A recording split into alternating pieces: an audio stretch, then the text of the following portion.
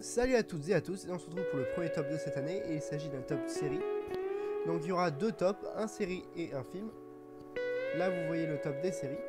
Il y a 31 séries en jeu et donc du coup on va le voir en deux parties. Une première partie avec un top lié aux notes des avis des gens par rapport aux séries. Et un deuxième top qui est mon avis à moi où je donnerai mon avis en détail sur les séries. Mais après, suivant les avis que je donnerai sur les séries, j'ai déjà adoré sur la série. Je vous conseillerais d'aller voir les vidéos plutôt que de choisir sur ça. C'est plutôt bien d'avoir ces avis dès la vidéo sur les avis plutôt que d'aller voir au cas par cas. Ça va être plus joli. Voilà. Donc, prenez votre télécommande et votre téléphone parce que c'est parti. On commence à la place numéro 31 et donc du coup la dernière place. J'ai eu Avocat, saison 1, note 1,5 sur 5. Et oui, elle a vraiment détesté cette série et je la comprends, je comprends la critique. Et oui, voilà, je comprends totalement. Pourquoi cette série est détestée ou quoi. En numéro 30, on retrouve Celebrity Hunted, Chasse à l'arme saison 2. C'est pas une série ouf par rapport à ce qu'il y a dans le top. Mais voilà, je comprends pourquoi les gens ne la pas. Après, c'est de la télé-réalité.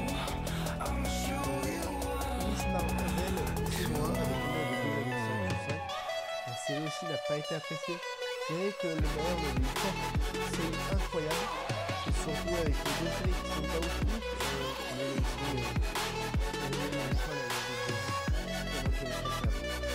Mais voilà, on verra dans cette fois.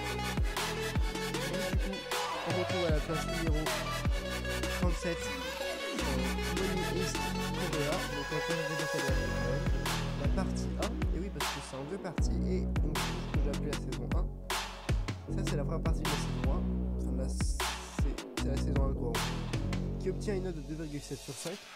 Cette série a aussi eu du mal parce que la première partie était vraiment très proche de la version originale, donc ça n'a pas trop plu, donc voilà. En numéro 27, on retrouve Umbrella Academy saison 3. Je comprends pas pourquoi cette saison a été détestée, alors pourtant elle était très particulière, c'est vrai, mais c'était super pourtant. En numéro 26, on retrouve Le Seigneur des Anneaux, Les Anneaux du Pouvoir, saison 1. La série la plus attendue de cette année et qui visiblement a été un échec critique. Ensuite, le livre de Boba Fett, saison 1, qui obtient la note de 3,2 sur 5. Là aussi, ça y a eu un petit souci technique parce que c'est plus la série de tout sur Boba Fett que sur Boba Fett. Mais bon, je m'écarte. En numéro 24, on retrouve Je s'appelle Groot, saison 1 avec une note de 3,2 sur 5.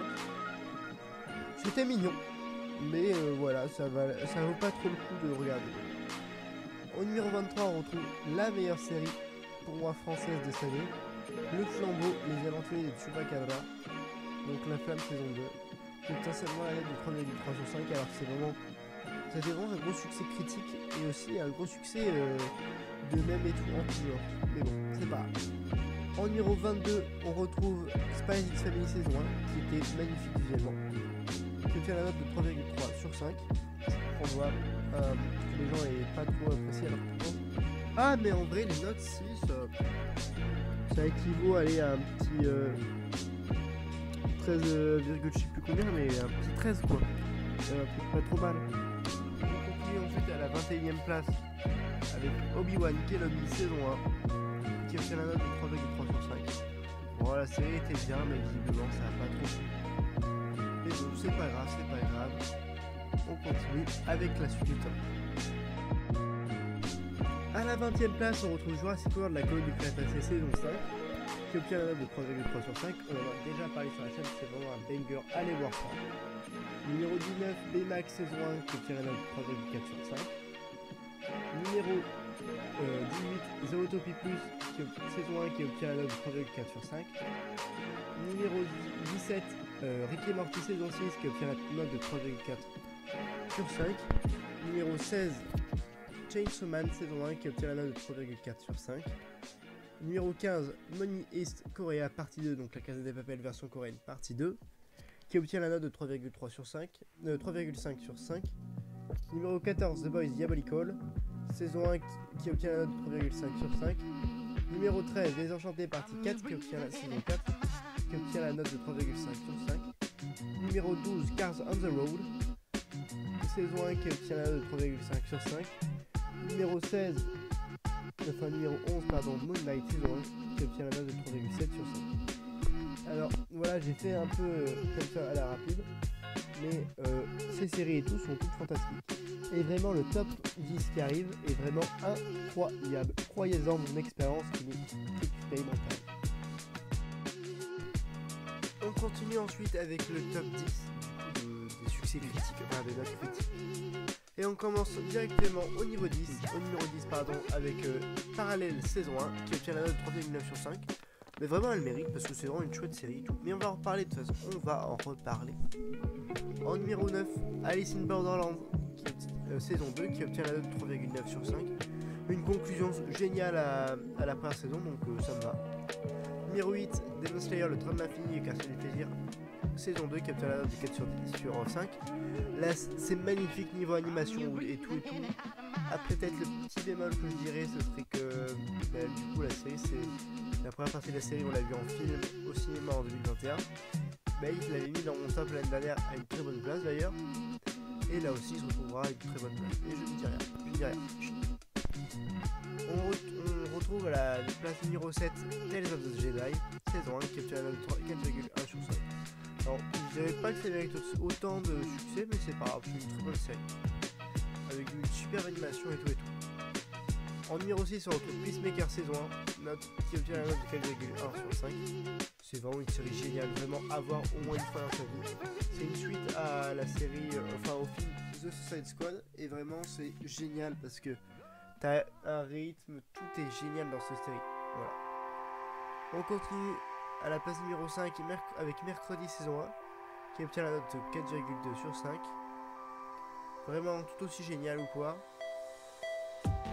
Numéro 4, Andorre saison 1 qui obtient la note de 4,2 sur 5. Super, et vraiment ça mérite ce succès parce que t'as une dynamisme de la série qui est super géniale. On continue ensuite à la troisième place avec The Boys saison 3 qui obtient la note de 4,4 sur 5. Ça mérite. Mais peut-être j'ai trouvé un... Non, elle était meilleure que les deux premières d'ailleurs. Mais ça on verra dans la partie critique. Ensuite au numéro 2, Orelsan ne montre jamais ça à personne, saison 2, qui obtient la note de 4,5 sur 5. En fait cette série elle a tellement une dynamique particulière que j'ai obligé de l'apprécier. Et voilà. Et on continue pour la dernière place, la première place du coup, avec la note de 4,5 sur 5. Ça se joue entre Orelsan, ne montre jamais ça à personne et cette série. C'est le mec qui est choisi. Et il s'agit de Stranger Things 4. Donc la saison 4 qui était vraiment magistrale. Donc voilà. Mais du coup on va voir ça dans la partie critique. Donc c'est parti.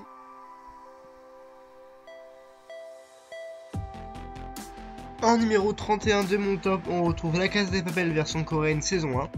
Donc la partie 1. L'histoire est quasi la même que dans la version espagnole. Les modifications sont intéressantes. Enfin pas inintéressantes mais intéressantes justement. Mais elles ne sont pas assez nombreuses pour donner un réel intérêt pour la série. Les personnages sont beaucoup moins intéressants que dans l'histoire d'origine, on n'arrive pas à s'attacher. La réelle est assez particulière en question de décors qui sont moins beaux que dans la première série. Voilà, tout ce que j'ai à dire sur cette première série. Numéro 30, The Boys Diabolical. L'histoire c'est sympa, chaque histoire est sympa à suivre et apporte des éléments à l'univers de base. Pour les personnages, vu que chaque épisode on a une nouvelle histoire, on n'a pas le temps de s'attacher aux personnages. Et la réalisation, vu que chaque épisode a un style d'animation, c'est intéressant à regarder. Le trash est toujours autant au rendez-vous et c'est ce qui est génial. Vraiment, mon petit épisode préféré, c'est quand même l'épisode animé par les créateurs de Rick et Morty. C'est vraiment... il est assez intéressant et tout. Mais il y en a plein qui sont intéressants. Comme là où il y a un homme musclé et une femme chat. Oui, voilà, c'est The Boys Diabolical. Voilà, c'est what the fuck. En numéro 29, on retrouve Celebrity Untouched Asylum saison 2. Et c'était à la hauteur de la première édition, voire mieux avec des plus grosses surprises. Et avec des candidats de plus en plus provocants. Les moments de tension m'ont donné des frissons. Dommage que mes deux duos préférés ne soient pas allés jusqu'au bout. Surtout un qui a loupé la victoire de très peu. En conclusion, c'est un programme très divertissant. Mais bon, voilà, c'est pas ouf quand même. C'est juste divertissant, c'est pas intéressant. C'est intéressant un peu vite fait seulement. Et après, tu fais pas des théories. Genre, pense qu'il va faire ça parce que c'est ça. C'est pas une série comme ça quoi. Bon, on continue. En numéro 28, on retrouve The Book of Boba Fett ou le livre de Boba Fett. Les 4 premiers épisodes sont sympas car ils alternent entre passé et présent. Les 2 épisodes d'après se font sans le personnage qui donne son nom à la série, ce qui est vraiment dommage. J'ai beaucoup préféré le personnage sauf Boba Fett. Heureusement qu'il rate un peu le coup dans l'année où Boba Fett il a vraiment un final épique à sa hauteur. On a une très bonne écriture des personnages, mais malgré un mauvais traitement de Boba, il est quand même très bien écrit. On a une préparation sympa des personnages de The Mandalorian, comme Grogu ou Mando. Et sinon, la réalisation de style alternance entre passé et présent est à la fois sympa et performant. Et on notera qu'on a de très bons réalisateurs comme Bryce Dallas Howard, tout simplement Bryce Dallas Howard, qui a un meilleur talent en réalisation qu'en acting. Désolé, Jurassic World 3, on va en reparler dans le code de... Bon, on continue. On continue en numéro 27 avec Désenchanté partie 4. On a plus une histoire qui se suit dans cette saison avec des développements plus intéressants. Et point intéressant sur le lien entre le dernier épisode de la saison 3 et la saison 4 entière, je dis bien entière. Les personnages de Bean, Elfo et Lucy ont chacun leur propre développement dans cette saison qui au final se rejoignent tous à la fin de la saison. La réalisation de l'animation de Matt Groening, enfin par Matt Groening en tant que producteur est toujours aussi sympa à regarder. Je fais très bien, très bien. On continue en numéro 26 avec Money East Korea partie 2. Donc du coup c'était vachement mieux que la première partie. Les acteurs sont bien plus convaincants que dans la première partie. Les trames narratives sont à peu près les mêmes avec un important apport de la culture coréenne qui est super intéressant. Concernant les persos, c'est à peu près la même chose à part pour Ryo qui est montré comme doutant constamment de ce qu'il fait. Ou bien spoiler Berlin qui survit grâce à l'aide de sa copine de son gang, qui permettra d'apporter de nouvelles thématiques pour les futures parties de la série qui est teasée par le professeur dans les dernières minutes. Tout ce qui est lié à la Corée donne de très intéressants sujets sociaux qui ont été très bien abordés et qu'on sent qu'il va être au centre de l'attention dans les prochaines parties. En conclusion, cette deuxième partie remonte la pente par rapport à la première partie qui était moyenne, en nous donnant une série avec d'énormes qualités et un potentiel fou. Parce que en vrai, le principal remords, je dirais, des créateurs de la série originale de la Casa de Papel version espagnole, c'est d'avoir tué Berlin trop vite.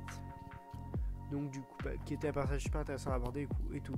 C'est pour ça qu'ils le font souvent revenir en flashback dans les saisons d'après, et qu'il va même avoir sa petite série dédiée en décembre 2023. Donc du coup, voilà, ils font pas la même erreur avec Berlin que les créateurs originaux. Voilà.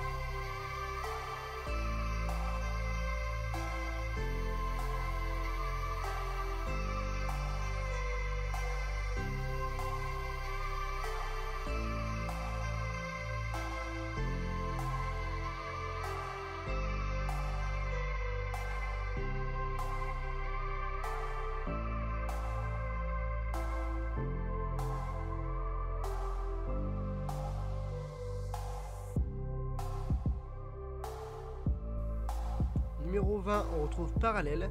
Donc l'histoire est très intéressante, c'est super bien développé et c'est très rare pour un film-série de voyage dans le temps. L'histoire avance d'une manière très intéressante, c'est rare de voir une série française comme ça. Pour les personnages sont tous très intéressants à suivre, surtout Victor qui a une psychologie très intéressante à analyser tout au long de la série. Une réalisation magnifique que l'on n'a pas l'habitude de voir dans une série française. Tout simplement, je l'ai qu'un mot, excellent pour cette série, elle est incroyable. Numéro 19, Le Flambeau. L'histoire est trop sympa et très marrante, on ne s'ennuie jamais et on va de surprise en surprise. Les personnages sont tous différents et ont tous leurs conneries caractéristiques. Ils représentent tous un cliché de français ou n'importe quel cliché d'ailleurs. Tout type de cliché d'ailleurs. La réal est très sympa, c'est l'écriture. L'écriture faite par notre fameux Jonathan Cohen, le frérot. Voilà, on continue. À la 16e place, on retrouve Orelsan ne montre jamais ça à personne. Là, j'ai rassemblé les saisons 1 et 2. Et c'est une série documentaire ultra touchante et très intéressante pour connaître toutes les phases de création d'un film, album, les galères, les échecs et bien sûr les réussites. Bravo à Orelsan et son frère parce que son histoire elle est très touchante et on montre que même si c'est vraiment la merde, il faut pas abandonner, il faut toujours croire en soi parce que ça finit toujours par s'arranger. Des fois ça s'arrange pas parce que c'est un détail. Et ça montre l'exemple que faut croire en toi, que même en partant de rien, sans aucune relation ou quoi, tu peux y arriver. Et j'ai aussi regardé, petite note en plus, le film, comment ça s'appelle, Comment c'est loin, et c'est vraiment très sympa. Bon, c'est pas un excellent film au niveau scénaristique, réalisation et tout, mais c'est très sympa à regarder, ça occupe un dimanche après-midi. En numéro 15, on retrouve Spice X Family, saison 1. Eh ben, c'était un très chouette animé. L'animation est super, l'organisation des épisodes est très bien trouvée, à part pour 2-3 qui contiennent plusieurs histoires dans un épisode, ce qui fait perdre le fil. Lors de ces épisodes, les 3 personnages principaux sont super attachants et le fait qu'ils aient tous les 3 leur propre intrigue est super intéressante. Donc soit un coup on appuie sur l'intrigue d'Anya, un autre sur l'intrigue de Lloyd et un autre sur celle de Princesse Ibarra. Je me souviens plus de son je me souviens plus de son nom. Il y a Anya, Lloyd, enfin Twilight plutôt, et Yor, voilà. J'avais oublié son prénom.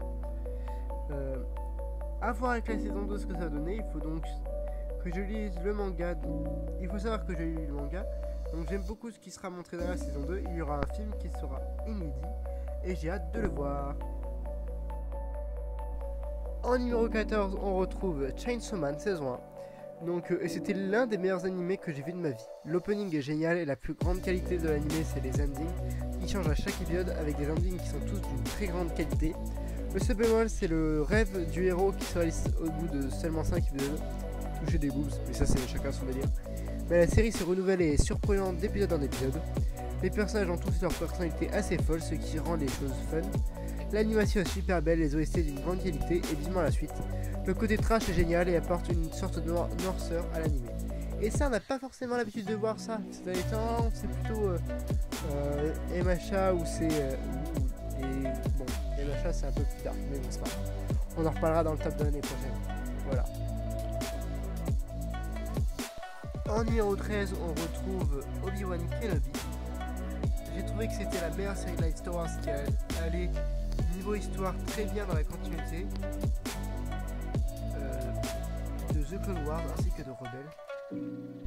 Le personnage de Obi-Wan Kenobi a une bonne continuité tout au long de la série, qui est super bien travaillé, ainsi que ses émotions et sur ce qu'il peut ressentir vis-à-vis de ce qui se passe.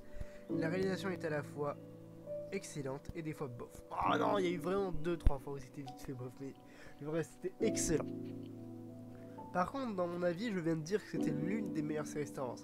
Enfin, que c'était la meilleure série Star Wars d'ailleurs. Alors, en réalité, cet avis date de mai quand la série est sortie. Mais depuis, il y a eu la série Andor et tout a changé. On va en parler dans les prochains films, dans les prochaines séries. En numéro 12, on retrouve Rick et Morty saison 6. Alors, qu'est-ce que j'ai pensé de cette saison ? Bah donc du coup c'était vraiment génial, tous les épisodes sont fantastiques sauf le 7, le 8 et le 9, donc pas tous quoi. Et promettent de très bonnes choses pour les futurs avec une série qui a un fil rouge. Toute la saison, ce sera pas aujourd'hui on fait telle aventure, ce jour-là on fait telle aventure et tout.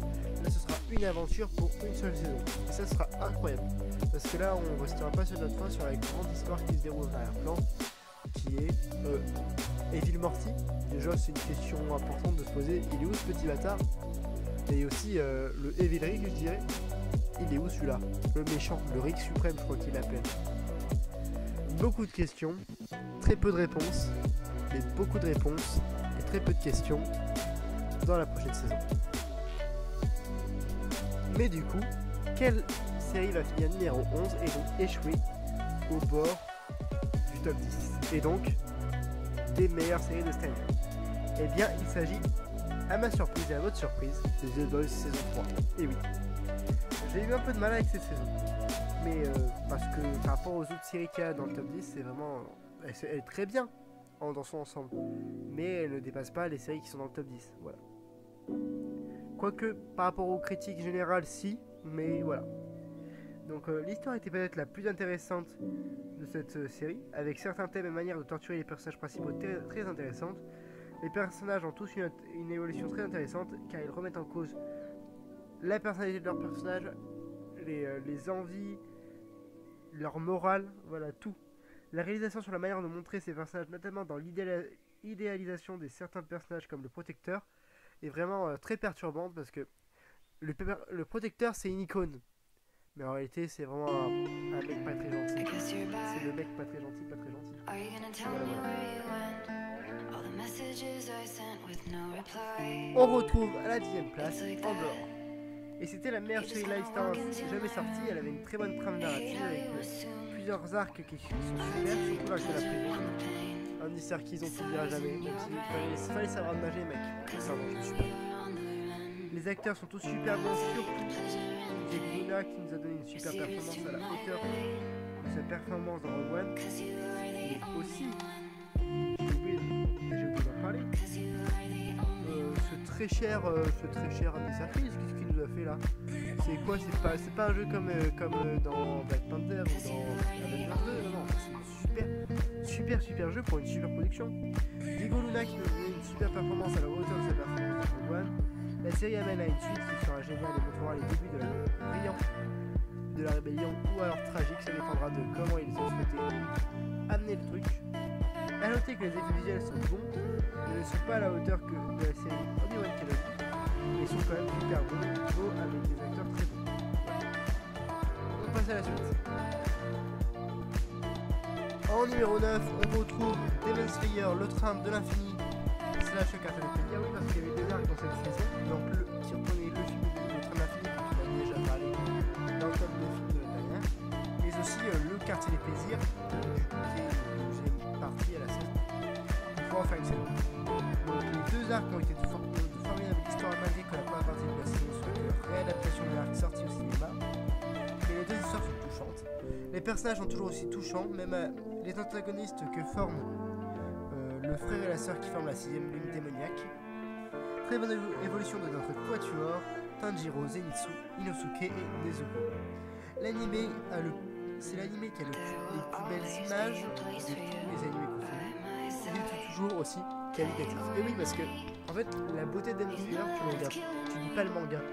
Tu peux attendre que l'anime soit sorti pour connaître l'histoire, plutôt que de lire le manga parce que l'animation est magnifique. Quand tu compares le manga dessin et l'animation, le dessin d'animation, c'est deux choses différentes. On continue. En numéro 8, on retrouve Umbrella Academy saison 3. L'histoire était assez bizarre et assez sombre et difficile de voir la direction de où aller la saison. Mais ça en a valu le coup parce que le final était super. C'est dommage que l'on ne bouge pas beaucoup. Et c'était vrai qu'on était en tant que pauvre et qu'il n'y avait pas de moyen de faire des personnages.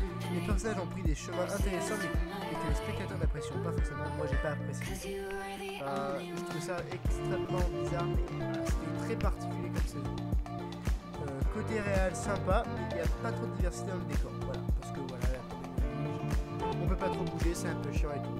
Après, vraiment, le truc que j'ai bien aimé, c'est au début, genre quand ils font la danse Footloose, super rigolo. Bon, on continue. On continue en numéro 7 avec la série Les Sentinels, les hommes de pouvoir, en anglais Ring of Power. Et ben, la série était très bien, et c'était un super visuel. Et on voit que la série était bien travaillée et que ça faisait longtemps qu'ils y étaient dessus.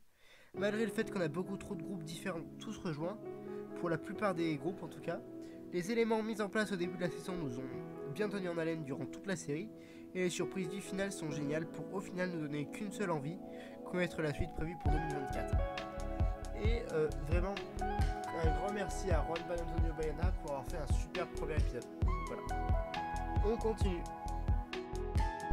En numéro 10, on retrouve la série Mercredi, produite et créée par Tim Burton. Et c'était incroyable, la série à la patte de Burton, ce qui n'est pas une mauvaise chose mais plutôt une grande qualité. L'actrice jouant Mercredi est d'une grande qualité.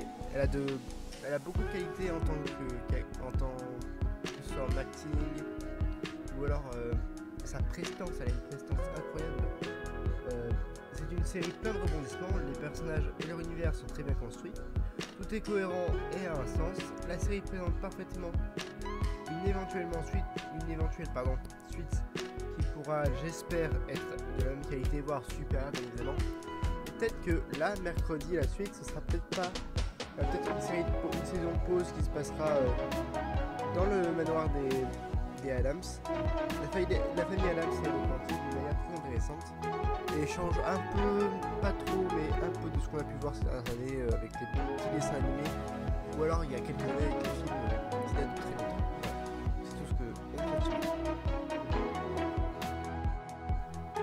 En numéro 5, on retrouve la série Peacemaker. L'histoire est super farfelue, mais ça marche super bien parce qu'elle prend le temps de bien raconter certains éléments, mais est surtout très drôle. Pour les personnages, tous les personnages sont super sympas et ont tous un bon développement tout au long de la série. Et il y a un développement narratif qui a été réalisé sur Peacemaker qui est super intéressant. Réalisé par James Gunn comme le film The Suicide Squad, enfin en partie. La série est tout aussi bien réalisée, voire avec encore meilleur, avec un générique incroyable. Je crois que c'est l'un des meilleurs génériques de série au monde, parce que c'est à la fois second degré et à la fois premier degré, c'est énorme. Voilà, on continue. En numéro 4, on retrouve la série Moon Knight, qui est pour moi la meilleure série Marvel sortie à ce jour. Je parle MCU parce que Marvel, sinon j'aurais dit Agents of S.H.I.E.L.D. bien sûr. Non, je suis pas fan. Notamment grâce à sa façon de raconter son histoire et son scénario très surprenant. Les personnages de Mark et de Steven sont super bien équilibrés en termes de présence ou bien en termes de relation avec les autres personnages. Petit point bonus pour le personnage secret de la post-générique, Jake Lockley, qui est la troisième personnalité de Moon Knight. Et d'ailleurs, je trouve ça assez sympa qu'ils en aient exploré que 2 dans cette première saison, et la troisième pour après. Une magnifique réalisation pour tous les effets liés à la lune. Un très bon point par rapport à la façon dont Steven et Mark se parlent au début de la série. Petit bémol pour certains effets spéciaux pas très bien faits au début de la série. C'est vrai que c'était pas ouf au début. Mais ce qui est intéressant de voir, c'est tout ce qui est le reflet, parce que il pouvait communiquer avec son lui intérieur, avec les reflets, comme s'il voyait le reflet de son âme. C'est vraiment très métaphorique. On retrouve à la 3ème place avec la médaille de bronze la série Jurassic World La Côte du grâce à la saison 5 et donc la saison finale. Donc c'était une très bonne conclusion qui a répondu à presque toutes les questions que l'on s'est posées tout au long de la série. La saison est sans doute la meilleure des 5 en termes de développement de personnages, mais il y a quand même quelques problèmes. Comme le problème du contrôle mental à l'aide de manettes de jeux vidéo, c'est une des plus mauvaises idées de la saga, ça n'a rien à faire dans une saga Jurassic World. Mais bon, ça allait un peu avec le film, mais c'est pas grave parce que le film l'a beaucoup mieux exploité et c'est tant mieux. Les robots aussi sont un assez gros problème dans cet arc narratif, mais cette partie est assez vite exclue dans l'histoire. Mais ce n'est pas plus mal. En revanche, les biomes qui représentent différents milieux de vie avec des portes cachées, c'est une très bonne idée. Mais ça avait été repris en partie dans le film Jurassic World Dominion. Pour la vallée de Biosyn, en parlant des liens en rapport avec la saga principale, ils sont nombreux en commençant par les puces de contrôle que Biosyn a dans Jurassic World Dominion, qui visiblement viennent de chez Mantacorp. Même si, vu la conclusion de la saison 5, on se demande si Biosyn ne les a pas conçus à partir de plans, la présence de Lois Dawson qui est plus fidèle au personnage dans cette série que dans le film, parce que quand je dis fidèle au personnage, je parle du personnage comme on l'a vu dans le premier film Jurassic Park ou bien dans les 2 bouquins, Le Monde Perdu et Jurassic Park. On a enfin la réponse à comment a été récupérée la bonbonne que Nedry a perdue dans le premier Jurassic Park, ce qui est à la fois un hasard et très improbable et à la fois quelque chose de possible. Un hasard très improbable par rapport à Jurassic Park The Game, qui voit la bonbonne à raser se faire détruire dans les 2 possibilités de fin. Mais bon, je crois que le jeu a été décanonisé, donc bah les couilles. Côté personnages, les adultes sont en grande partie moyens, comme les mercenaires qui sont pas ouf du tout. Dommage que les personnages de Mae, Dave, Roxy et Brandon, qui auraient pu être plus exploités. Quant au père de Kenji, c'est un bon méchant pour la saga, perfide, manipulateur et tout, qui trahit surtout son fils, son propre fils. Côté Dino, ils ont tous une importance utile à l'histoire et donnent un vrai côté magique à la série. Le fait de donner des noms et de voir souvent les mêmes personnages donne un côté très touchant à la série. Enfin, les mêmes dinos, je parle. Comme Petit Boss, qui est vraiment le meilleur dino de la saga. Je parle même de la saga Jurassic Park World. Bon, Blue et Beta, c'est quand même les best. Maintenant, en ce qui concerne nos personnages préférés, on va faire du cas par cas.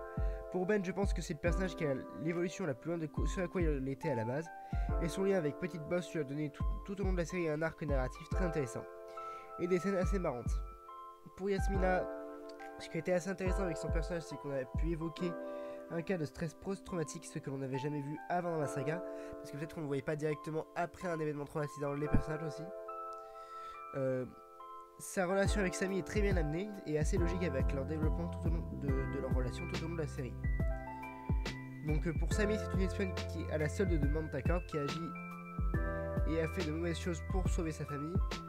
Elle est la touche de bonne humeur de la série et comme dit précédemment, sa relation avec elle est très bien amenée et assez logique avec leur développement de leur relation tout au long de la série. Pour Kenji, c'est vraiment celui qui part de zéro et arrive en héros. Vous avez compris la ref à Hercule. Notamment dans cette dernière saison où il est au centre de l'attention, que ce soit avec les liens avec son père, mais surtout parce qu'il trahit ses amis et crée le doute dans la petite bande. Sa conclusion avec l'abandon de son père et le fait qu'il vive avec Darius est une fin logique. Sa relation avec Brooklyn était assez prévisible, mais assez logique, et bienvenue dans l'intrigue car elle a été mise à mal dans cette dernière saison. Brooklyn, c'est la personne qui a complètement changé de mentalité tout au long de la série, et son parcours était très intéressant à suivre. Pour Darius, c'est le meilleur personnage de la série, mais aussi le personnage principal. Il a été le personnage le plus approfondi, que ce soit son passé ou bien ses convictions. Sa conclusion est très raccord à son personnage. Quant à la fin de la série, elle est assez logique, vu qu'il s'agit d'une série pour enfants et qu'il ne faut pas se permettre d'être trop sombre. Elle est assez ouverte et permet à la fois une fin définitive, mais aussi une suite qui pourrait être très intéressante. J'espère donc une suite à cette série fantastique, que ce soit pour les fans de la saga Jurassic ou bien pour les enfants. On continue avec les 2 premiers. Et du coup, on retrouve à la 2e place, aux portes de la première place et de la médaille d'or, en médaille d'argent, Alice in Borderland saison 2. Et c'était une réussite totale, la série fait rien sans faute et réussit là où d'autres séries ont fait l'erreur, c'est-à-dire créer une fin légèrement entrouverte permettant de créer une future suite qui pourra étendre l'univers et être d'une grande qualité. Les personnages ont un très bon parcours, la série met à mal leur code de conduite et leur moralité. Leur fin est logique et donne une conclusion satisfaisante, parce que c'est vraiment incroyable, j'étais là, what the fuck. Voilà. Le seul bémol est le retour de certains personnages que l'on pensait morts, et qui au final ne l'étaient pas. Les épisodes sont bien organisés dans leur façon dont les épisodes sont centrés sur des personnages en particulier. C'est assez surprenant. Et la fin est tout aussi incroyable, très surprenante et pleine de plaisir. Vraiment, ça m'a super étonné qu'ils arrivent à conclure comme ça et d'arriver à donner une conclusion qui donne tout un sens à une série. Et vraiment, c'était assez pas mal. Certains pourraient dire que c'est une fin facile, mais moi je trouve que c'est très bien pensé et très bien réfléchi et ça apporte une réflexion sur notre monde actuel et qu'est-ce qu'on veut en faire. Voilà. On passe maintenant au numéro 1, le number 1. En numéro 1, on retrouve la série Stranger Things. Et oui, Stranger Things 4, saison 4. C'était très impressionnant la façon dont ils ont réussi à revenir après tant de temps passé sans sortir de saison. Et je trouve ça très impressionnant qu'ils aient réussi à faire ce que d'autres séries n'ont pas pu faire. Mais le fait qu'on ait patienté, ça a peut-être permis que la série soit mieux appréciée. Mais c'est aussi parce que la série a quand même de grandes qualités. Mais donc du coup, si je devais donner un avis sur la série, qu'est-ce que ce serait? Eh bien tout simplement, je réfléchis à ce que je vais dire parce que j'essaye de dire quelque chose qui puisse être compris par rapport à mon avis, qui donnerait le meilleur avis possible. Donc l'histoire, c'est la plus incroyable et intéressante que toute la série, uniquement pour le groupe de Hawkins et 11. Les autres, ça va sans plus. Oui, parce que le groupe avec Mike, c'est pas ouf. Et le groupe de la Russie, c'est très bien la Russie par contre. La fin a de vraies conséquences, que ce soit pour nos personnages physiquement, mais surtout psychologiquement. Les personnages ont presque tous une excellente évolution malgré le fait qu'il y en ait beaucoup. Et ouais, c'était un peu difficile à gérer qu'il y ait autant de personnages. Les effets spéciaux sont magnifiques et la réelle dans sa narration, malgré quelques erreurs dues aux différents groupes, est très bien. Il y a quelques erreurs de narration par rapport qui étaient des narrations assez faciles, on va dire, mais bon, ils se sont très bien débrouillés. Et voilà, c'est comme ça que se clôt notre top 35, je crois. J'ai oublié combien j'avais. Une seconde, donnez-moi une minute. Exactement. Non, 31, pardon, excusez-moi. Donc c'est ainsi que notre top 31 se termine.